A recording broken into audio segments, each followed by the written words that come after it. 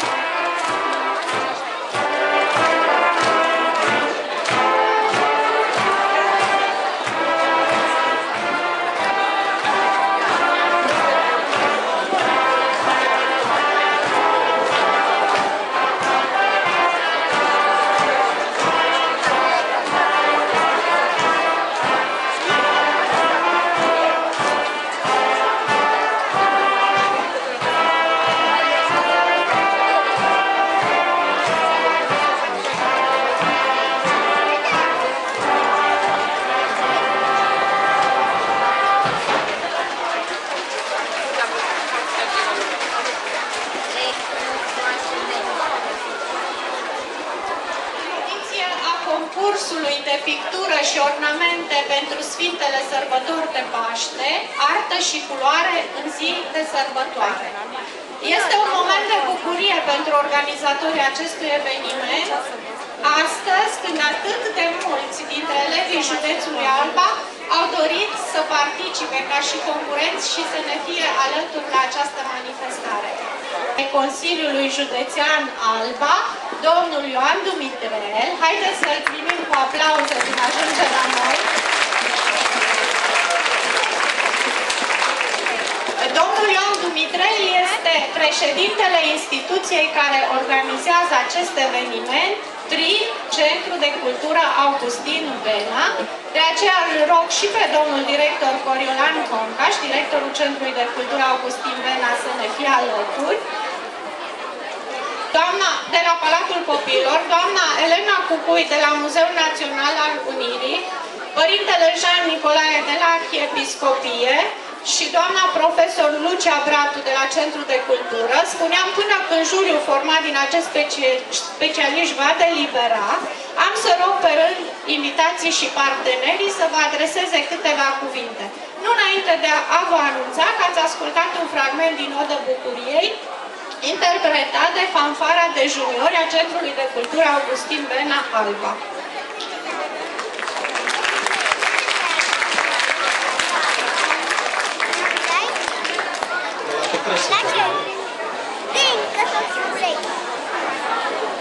Bună ziua, dragi copii, dragi părinți, doamnelor și domnilor, dragi parteneri, mă bucur acum,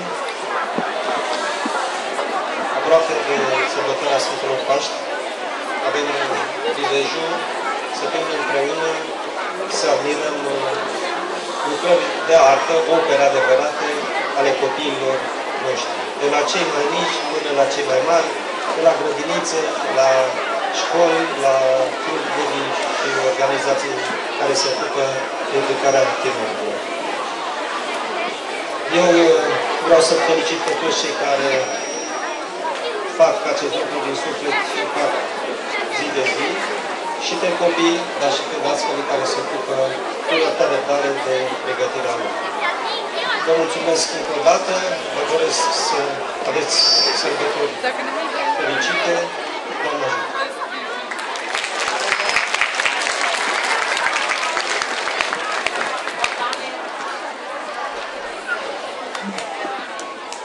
Îngăduiți-mi să vă rog să zicem împreună o rugăciune mai întâi de toate, da?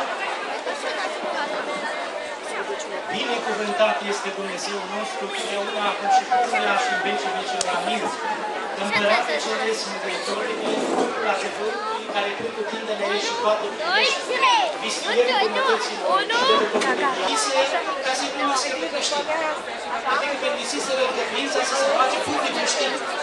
Și într-o astfel de biserică a intrat un saltimbanc de la cină, care avea în mânuțele sale și în buzunare jucărinii cu care își făcea jongleria. S-a dus în biserică și nu știa ce. S-a apropiat de altar și a văzut icoana Maicii Domnului în brațe. Și a pus să facă și el ceva, că a plăcut tare icoana, nu știa ce asta. Și a pus să facă ceva ca să-l bucure pe cel reprezentat copilaș în brațele mamei sale. Și știți ce a făcut? A scos din buzunare jucăriile și a început să-și facă jongleria. Și în timp ce făcea el aceasta, a primit imediat mulțumire. Pruncul din brațele Fecioarei Maria l-a aplaudat și a zâmbit. Ei, să știți că și voi, cu icoanele voastre, cu ouăle pictate și cu toate aceste ornamente, l-ați făcut pe Dumnezeu din brațele Maicii sale. Pe Hristos cel înviat din mormânt să vă aplaudă. I-a făcut sărbătoare. Și aceasta este cea mai mare bucurie. Întâlnirea aceasta numită Artă și Culoare în zi de sărbătoare este o colaborare a Consiliului Județean cu Centrul de Cultură Augustin Bena, una dintre multele colaborări ale Consiliului Județean și ale Arhiepiscopiei Ortodoxe, ale Muzeului Unirii, ale Palatului Copiilor, și ea se încadrează și în programul numit de către Patriarhia Română Hristos împărtășit copiilor. Îmi vine să vă zic, privindu-mă pe voi, pe copilași și pe cei care vă însoțesc, pe profesorii voștri, că ne-ați armonit sărbătoarea învierii. Și privindu-mă, vă zic, Hristos a înviat! Mulțumesc!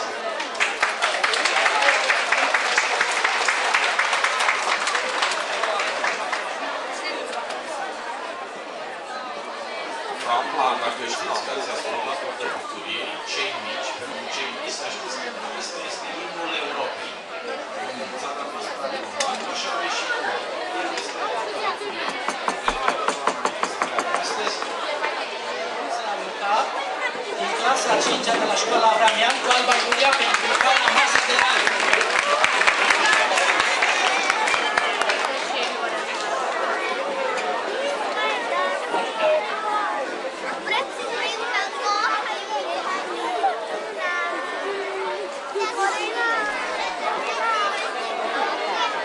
al 3-lea se acordă elevei Drăgan Adela de la clasa 5-a, de la Școala Generală din Cut și de la Centrul Catehetic Cultural Sfântul Ioan Balatu.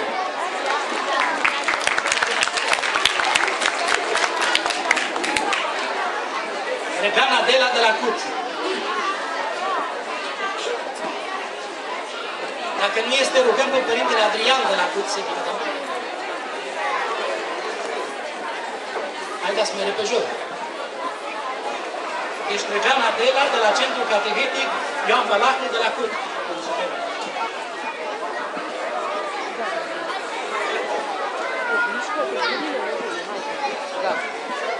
Se acordă mențiune specială Cristinei Rus, de numai 5 anișori, de la parohia Sfântul Petru și Pavel și de la Centrul Catehetic din Alba Iulia.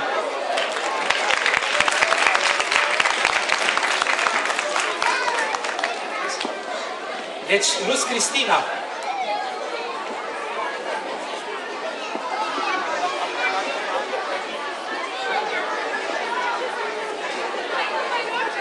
Deci, fetița Rus Cristina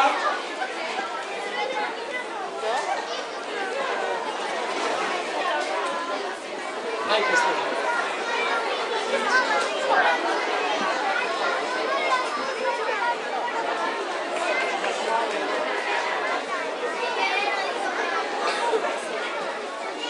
Premiul special care se acordă de către Arhiepiscopia de Alba Iulia îl primește la această ediție Justin Jurcan pentru icoanele Hristos în potir și pentru icoana intrării Domnului în Ierusalim.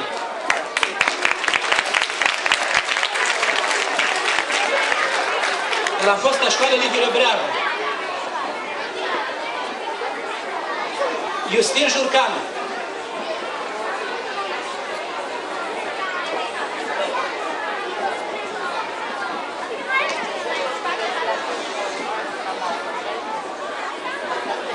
Hai, Justin!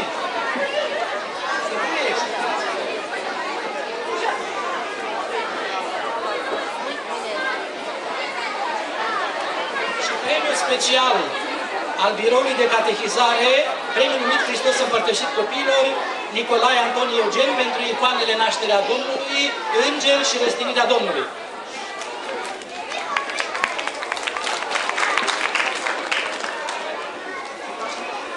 Hai, Toni!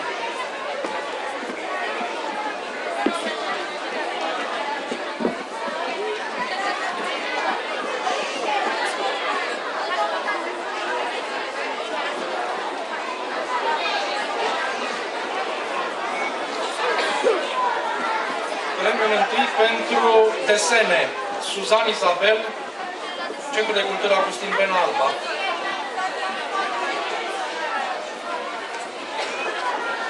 Premiul 2, Bozdovina Irina, Colegiul Militar.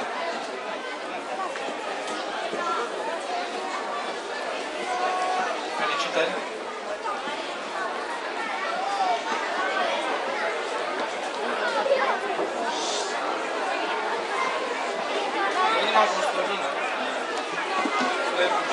Premiul al 3-lea, Oniga Ioana. Păi, spune ceva. Ce mă bucur de spus. Hai. Păi, întreabă câte ține. Hai. Fac vânt. Ia să văd diploma. Mai ține așa, normal.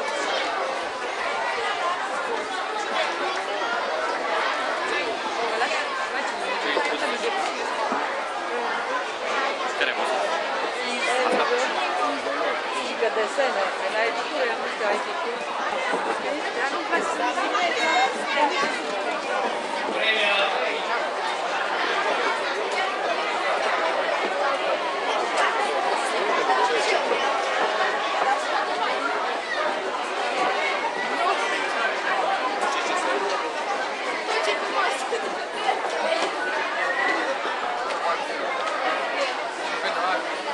Zâmbește!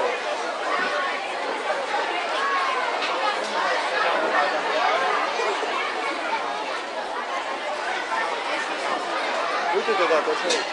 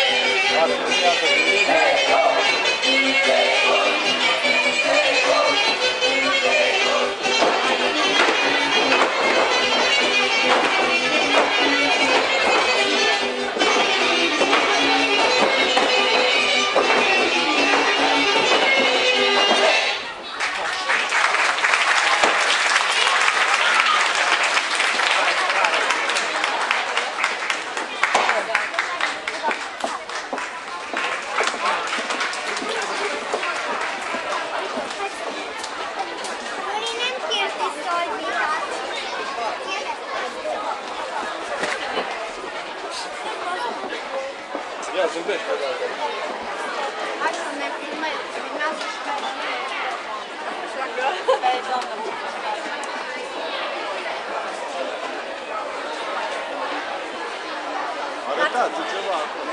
Da, seară ceva? Da,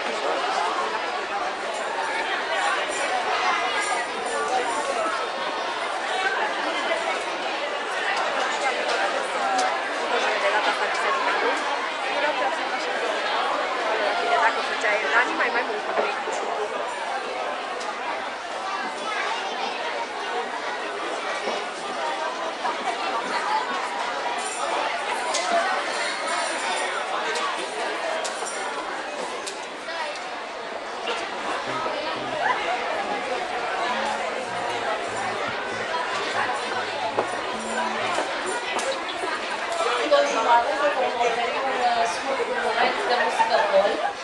grupul Primavera al Școlii de Arte și Meșteșuguri din cadrul Centrului de Cultură Augustin Bena Alba.